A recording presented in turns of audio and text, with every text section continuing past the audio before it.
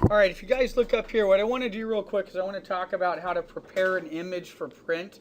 Some of you guys should be used to this already, but on this particular assignment that we're doing, since this happens to be a much darker assignment with light and an evening environment or nighttime environment, even perhaps with a moon in it, it's going to be a lot harder to print because what's going to happen is we're going to take your image. So I have a sample render here of the set that I had created, and what's going to happen is when I go to print this right now, if I go to levels, okay, this is going to print, it's going to be about this. If I grab this right here, it starts off, I'm at 1 right there. If I move this up to about 80 right there, that's about where it's going to print out. Now, sometimes that can be a pro and a con. It just depends upon the printer.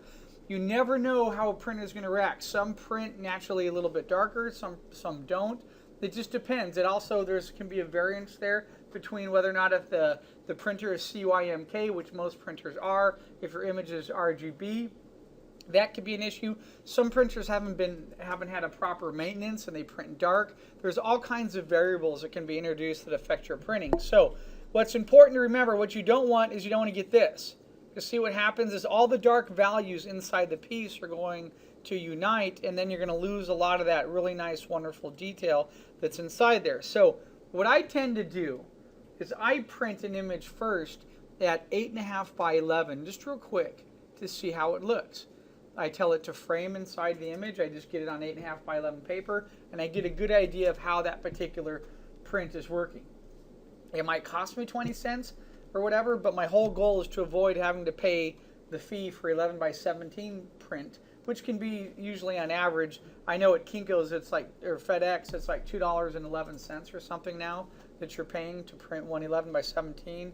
I think we're like $1 or something here. So it could be in your best interest sometimes to do a pre-print. Now, so what I would recommend, what I would do is I open up my image like this, and then I like to make adjustments on it. So what kind of adjustments can we do? Well, first thing, when you open up your image in Photoshop, you grab your image, your render, you drag it and drop it onto the Photoshop icon. It opens up with the application. The first thing you want to do is double click.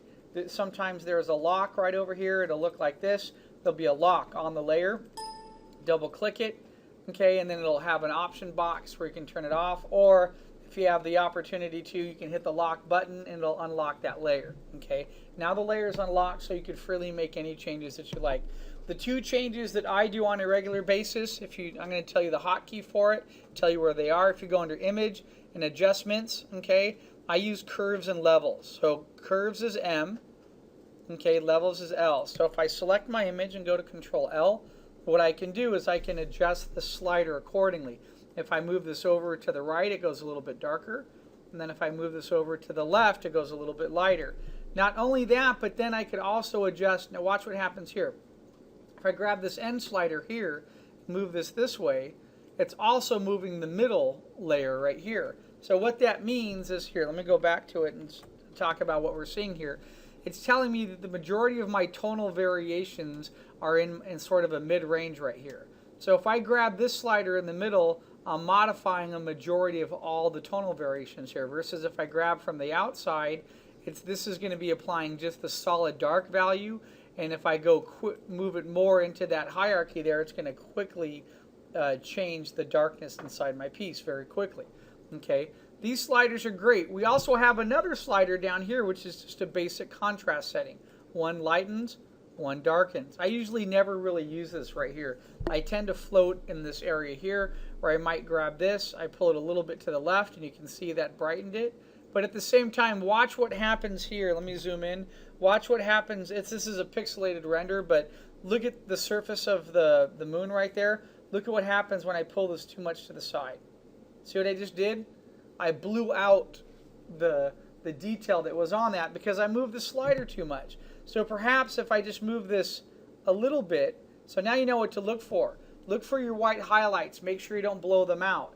So again, that term, that's an industry term. The highlights are blowing out. That means that they become a specular highlight and they're way too bright. Look at that. I've lost the detail and it actually flattens out part of the shape that's on top of the moon structure. Okay, so that's an easy fix. If I grab that and just bring it a little bit here, I made a little bit of an adjustment now to lighten this, and now I could grab from the middle too. And so I might pull it just a little bit here, just a little, see that?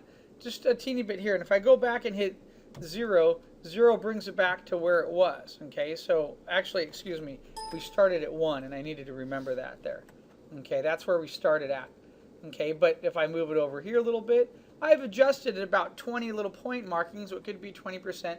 It might be fine. What a lot of students tend to do is they start at 1 and they go, okay, and they go like that. You've adjusted it 0.9, almost a full point mark. I like to look at that as percentages, even though it might not quite be that. If I were to print that out right now, it's going to be really washed out and blown out. Okay, so whenever I go to make a level adjustment, I come in here and I do it very slowly. I might adjust this guy just a little bit, and you can see it's moving the middle marker right there, and then I grab that one and I might move him over a teeny bit like so. Now if my darks start to lighten up too much, I could then grab the dark option here and I could bring that dark in. You see that? Now I'm darkening my darks a little bit. So by using the level setting in here, I have the ability to not only manipulate the whites, I can manipulate the mid value tone and the darks all at the same time.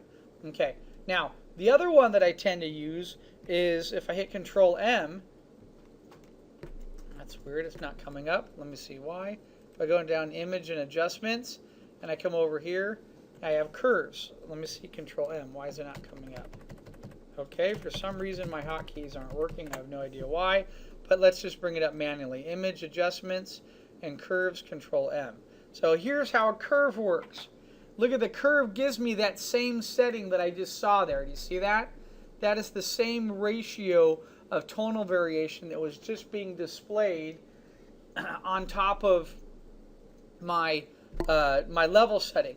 The great thing about curves is I have this line here, and where I touch right now, I can grab and put a point on that curve. And here's the great part about it is if you get used to how to read the curves. So look, if I pull it down this way, I'm going more to the dark setting. If I pull it out this way, I'm going to go to a lighter setting. You see that? So here I'm staying in the middle of that highlight of that tonal variant. If I pull too much to the right side here, I'm going out at darken. So let's say I grab it and I'm liking about here, but now I could come over here and I could touch again. See, now I could bend this. See how I just added more gray? So now I can manipulate multiple points at a time to see how it. Now look at that. I blew out the moon way too much. So look at that. Now I bended this down a little bit more that way, so I still have the moon's a little bit lighter than what it was. And if I click down here, I can grab that and I can make it a little bit darker, but if I go the opposite direction, okay? So it takes some finessing and some getting used to, but then you could start to really come in and you can get it to work for you, however that might be, depending on the image. So there are some times when I find curves doesn't work as well as how I want it to, and if it doesn't, that's where I go to levels. But they're very similar to each other. Look at this graph back here. That's what's important. If you could take a look at that graph, then I come back here and I hit Control Level. You see that same graph there? They're both in there. So I'm making very light variations according to the tone of the image. Now, here's the most important part that you need to do. Okay? After you've adjusted your image ever so slightly, do not save it because you're saving over your original. What you want to do is you want to go down to File, Save As. Okay? Now I'm going to create a new folder here. Okay? So I'm going to create a new folder. Oops. Let me go back there. And I'm not on my Mac, so I'm sort of zoning out. I'm just going to right click. Let's go to new folder here. And I'm going to call this for print. So I'm in the right sample, in my other folder, right? And now I created a for print folder, which I'm going to open that, and then I'm going to save the name of the file. And I'm going to call this house JPEG, or let's just call it house. And then sometimes I label it, depending on the image, I might say 1, redo, 2, redo, so I know where I'm at in my process. So let's say I say house 1. I'm going to come in here, I'm going to save it as a JPEG, let's say, hit save, boom, it's done. Now I've saved it, so what does that mean? When I come back, if I come back over here, go to fill stuff right here, let me remember exactly where my folder was. Okay, 1 second here, fills work, and I look over here, fills recent work, okay. Wait, no, it's not that one. There's some stuff there. So I look over here. So here's the original that I grabbed. Was right here, number 10. Okay, do you see that? It's still there in original form. Now I can open up my for print folder and I can keep modifying that as I print. Does that make sense? Different printers react differently. You don't want to save over your original image because you've modified the levels or image adjustments or curves on it or brightness, contrast, hue, saturation, whatever it might be. You want to have a separate file called for print, which is your file that's now been modified to fit the needs and requirements of the printer. That's really, really imperative, especially when you're printing with something darker. Because if I pull this up in a quick view option right there, that one might be a lot lighter than this one right here. Okay? We now might not notice any differences right here, but that might be a lot lighter where I don't want to show that to someone on a screen or on a website or on a blog, but it might be my perfect file for printing.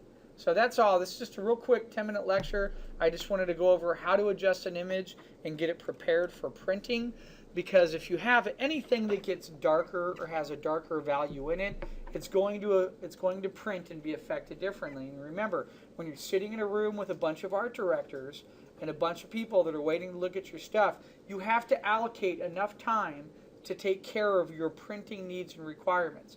I have sat at FedEx Kinko's before, or at work on a printing machine, having to readjust work for multiple hours at a time to get it to the professional level I want for my presentations to be seen. And it's funny, as a digital file on my Cintiq or on my screen, it can look totally different, and then when it goes to print, it can look totally different. Spend that extra 5 or 10 minutes, save it as a separate file, adjust it in Photoshop with levels, or I told you, or curves, or balance, hue and saturation, whatever it might be. All that you can find under image adjustments, and it's all listed right here. I personally like to use curves and levels just to modify the tone variation of the image, because images tend to print about 10 to maybe 20% darker on printers. Okay? All right, so that's it, and thanks, and see you soon.